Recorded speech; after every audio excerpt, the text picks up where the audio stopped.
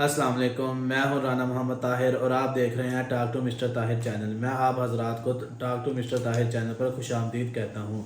آج میں جس موضوع پہ آپ کے ساتھ بات کرنے والا ہوں وہ ایک انتہائی اہم موضوع ہے جس کے بارے میں ہر مرد و عورت کو ضرورت ہوتی ہے، لیکن کوئی بھی کسی قسم کے بھی علماء سے پوچھنے کے لیے بہت شرم محسوس کرتے ہیں۔ اسی شرم کو محسوس کرتے ہوئے میں نے بھی بہت زیادہ پہلے کی تھی، لیکن شریعت کا مسئلہ جو لوگ کسی بھی عالم سے پوچھنے میں شرم محسوس کرتے ہیں، اس لیے میں نے اپنی شرم کو ایک طرف رکھ کے اور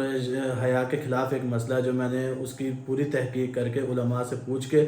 آج میں اس کے بارے میں آپ کے ساتھ بات کروں گا۔ وہ ہے سب سے پہلے کہ جسم کے زائد بال، اس کی شرعی حیثیت کیا ہے، اس کو کب کاٹنا چاہیے، کتنا کاٹنا چاہیے اور کیوں کاٹنا چاہیے۔ اسی کے ساتھ میں آپ کو جو یہ اضافی بال ہے جیسا کہ بغلوں کے بال ہیں یا زیر ناف بال ہیں کہ ان کو کتنا کاٹا جائے اور کب تک کاٹا جائے اور اس کی آخری حد کیا ہے اور اس کو نہ کاٹنے کا کیا گناہ ہے، تو آئیے میں آپ کو اس مسئلے سے روشناس کرواتا ہوں۔ سب سے پہلے جو بغلوں کے بال ہیں جن کو کاٹنے کا حکم ملا ہے کہ سب سے زیادہ تو مستحب عمل یہ ہے کہ ہر جمعے کو کاٹ لیے جائیں، زیر ناف بال بھی اور بغلوں کے بال بھی۔ بغلوں کے بال کاٹنے کے بجائے نوچنے کا حکم ہے، لیکن البتہ ہمارا اس وقت جو معاشرہ ہے وہ اس مسئلے سے آگاہ نہیں تھا۔ ہم بڑے ہو چکے ہیں، بال ریزر کے ذریعے یا استرے کے ذریعے کاٹ کاٹ کے وہ بہت زیادہ سخت ہو چکے ہیں، اس لیے وہ جو بال ہیں اب وہ نوچنے کے قابل نہیں رہے، تو ان کو ہر ہفتے کاٹا جائے تو یہ مستحب عمل ہے، نہیں تو دوسرے ہفتے تو لازمی کاٹ لیے جائیں، ٹھیک ہے۔ اسی طرح جو زیر ناف بال ہیں اس کی حد بندی کیا ہے اور وہ کتنے کاٹنے چاہیے اور وہ کس طرح کاٹنے چاہیے۔ جو ہماری دونوں ران کی ہڈی جہاں پہ شروع ہوتی ہے پیٹ کے نیچے جا کے زیر ناف، جو ناف کے نیچے بالکل لکیر جا رہی ہے سیدھی بالوں کی، اس کو لے کے اور دونوں جو رانوں کی ہڈیاں ہیں اس کے درمیان والے حصے سے سارے بالوں کو ریموو کیا جائے، سارے بالوں کو استرے کے ذریعے یا ریزر کے ذریعے صاف کر دیا جائے، اور جیسا کہ شرمگاہ کے آگے پیچھے سے، اوپر نیچے سے، دائیں بائیں سے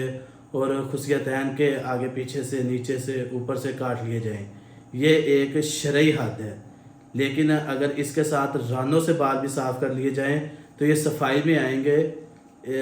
تو اس کا شرعی حیثیت سے کوئی نہیں ہے کہ نہ اس کا کوئی گناہ ہے اور نہ اس کا کوئی ثواب ہے،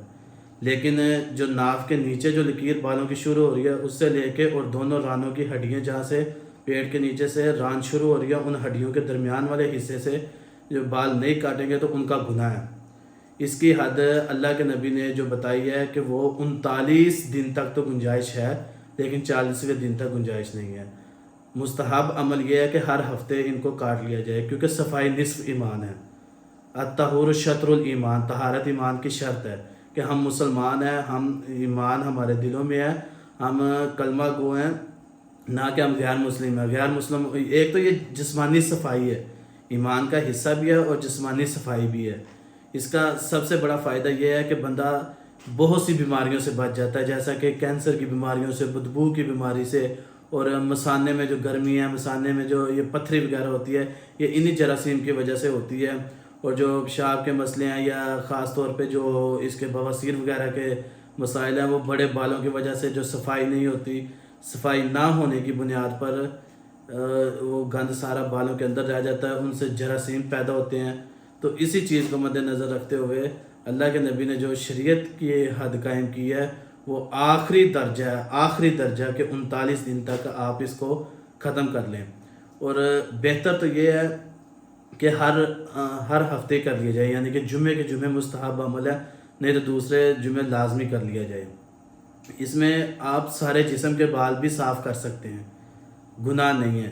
لیکن مرد اگر سارے جسم کے بال صاف کرے گا تو وہ بہت عجیب لگے گا، لہٰذا جس چیز کا جتنا حکم ہے صرف اتنا کر لیا جائے تو کافی بہتر ہے۔ اس میں آپ کو جو حد بتا دی گئی ہے، دونوں رانوں کی ہڈیوں کے درمیان والا حصہ اور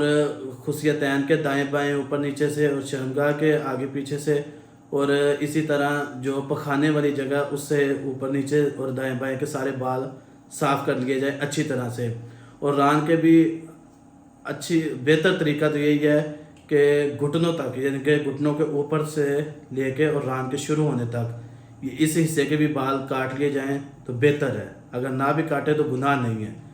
لیکن جو پہلے حد بتا دی گئی ہے اگر ان میں سے کوئی بال رہ گیا تو اس کا گناہ بھی ہے. لیکن اگر ان میں سے کوئی رہ گیا، ران والے بال میں سے کوئی رہ گئے تو اس کا کوئی گناہ نہیں ہوگا انشاءاللہ. اور اسی کے طرح اب اگر بالفرض استرے کے ساتھ کر رہے ہیں تو پہلے ہم اس کو بغلوں کے بالوں کو صاف کر لیں اور اس کے بعد زیر ناف بال صاف کر لیں تو کوئی حرج نہیں ہے اس میں. اور اسی طرح اگر بالفرض کسی شخص کے پاس سیفٹی ہے، ریزر ہے، اس میں جو بلیڈ لگ رہا ہے اس میں وہ نیا بلیڈ ڈال کے پہلے اس کے بغلوں کے بال صاف کر لیے جائیں اور اس کے بعد زیر ناف بال صاف کر لیے جائیں تو اس میں بھی کوئی حرج نہیں ہے. لوگ کہتے ہیں کہ الگ الگ بہتر ہے. اگر آپ کا دل نہیں مانتا تو آپ 2 ریزر بھی استعمال کر سکتے ہیں کہ ایک آپ رکھ لیں بغلوں کے لیے اور دوسرا آپ زیر ناف بالوں کے لیے رکھ لیں. اچھا، اس میں ایک اور جو شریعت کی بات ہے، بالفرض کئی لوگ معذور ہیں، کئی شخص معذور ہیں یا جن کا پیٹ بڑا ہو گیا ہے یا انہیں کوئی ایسا مسئلہ ہے جو جھکا نہیں جاتا یا ان کو نظر نہیں آتا یا ان کا 100 مسائل ہیں جن میں سے بڑے مسائل کمر کے درد کا ہے کہ ان سے جھکا نہیں جا رہا،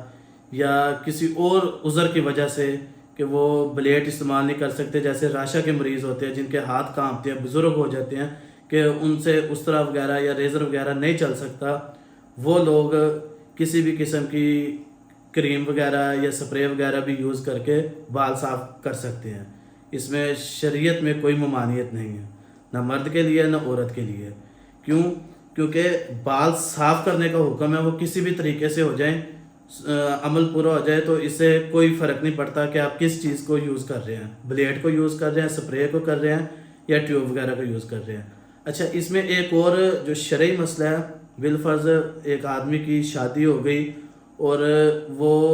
کسی حادثے میں کسی بھی جگہ سے وہ معذور ہو گیا کہ اس کا کوئی جسم کا حصہ کام نہیں کر رہا اور اس کے جو زیر ناف بال ہیں، اگر مرد ہے تو مرد کے بال صرف اور صرف اس کی بیوی صاف کر سکتی ہے، صرف اور صرف بیوی. کیونکہ اللہ نے ارشاد فرمایا ہے کہ میاں بیوی ایک دوسرے کا لباس ہے، میاں بیوی کا لباس ہے، بیوی میاں کا لباس ہے. تو اسی لیے نہ تو کسی بیٹے کو اجازت ہے، نہ باپ کو اجازت ہے، نہ بھائی کو اجازت ہے، نہ کسی اور کو اجازت ہے کہ وہ مرد کے زیر ناف بال صاف کرے. یہ صرف اور صرف بیوی کر سکتی ہے، اس کے علاوہ کوئی نہیں کر سکتا. ہاں البتہ بیوی نہیں ہے تو پھر کوئی بھی کر سکتا ہے، پھر اجازت ہے. اور اسی طرح اگر خدا نخواستہ بیوی معذور ہو گئی ہے یا کمر کی یہ جو ریڑھ کی ہڈی کا کوئی مسئلہ بن گیا یا کچھ بھی ایسا مسئلہ بن گیا کہ وہ اپنے بال خود صاف کرنے کے قابل نہیں رہی، تو اس میں بھی صرف اور صرف میاں کر سکتا ہے، نہ بیٹی کر سکتی ہے، نہ بہن کر سکتی ہے، نہ ماں کر سکتی ہے، نہ کوئی اور رشتہ دار کر سکتی ہے. کسی قسم کے کوئی بال نہیں کوئی بھی اس کے علاوہ کر سکتے ہیں. میاں کے لیے بیوی اور بیوی کے لیے صرف اور صرف میاں. البتہ دونوں کے لیے اگر دونوں موجود نہیں، میاں کے لیے بیوی موجود نہیں، بیوی کے لیے میاں موجود نہیں، پھر کوئی بھی کر سکتا ہے، پھر اجازت ہے. اور اسی طرح میت کو جب غسل دیا جاتا ہے تو بعض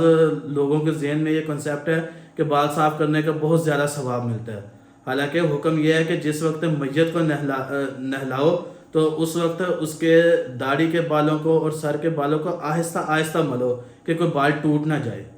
اس کو اب اس سے کوئی فرق نہیں پڑے گا، چاہے اس کے ناخن 6 فٹ لمبے ہیں، چاہے اس کے 2 انچ لمبے ہیں، چاہے اس کے بالکل تراشے ہوئے ہیں، یا اس کے جو زیر ناف بال ہیں یا جو اس کے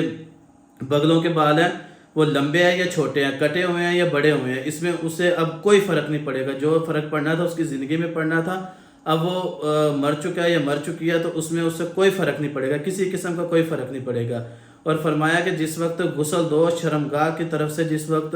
میت کو غسل دو تو اپنے ہاتھوں کے اوپر گلوز چڑھا لو، جیسے کہ تھیلی چڑھا لو، شاپر چڑھا لو، کہ زندہ آدمی کو بھی چھونے کی اجازت نہیں ہے تو مرے ہوئے کو بھی چھونے کی اجازت نہیں ہے، تو زندہ کو کیسے اجازت مل جائے گی کہ کوئی کسی کے زیر ناف بال صاف کرے. یہ صرف اور صرف میاں بیوی کے لیے اجازت ہے اور کسی کے لیے اجازت نہیں ہے، معذور ہونے کی صورت میں بھی. تو اسی کے ساتھ میں امید کرتا ہوں آپ کو یہ مسائل اچھی طرح سمجھ آگے ہوں گے. اگر آپ کا کوئی سوال ہو تو آپ کمنٹ کر کے پوچھ سکتے ہیں. Thanks for watching. اللہ حافظ.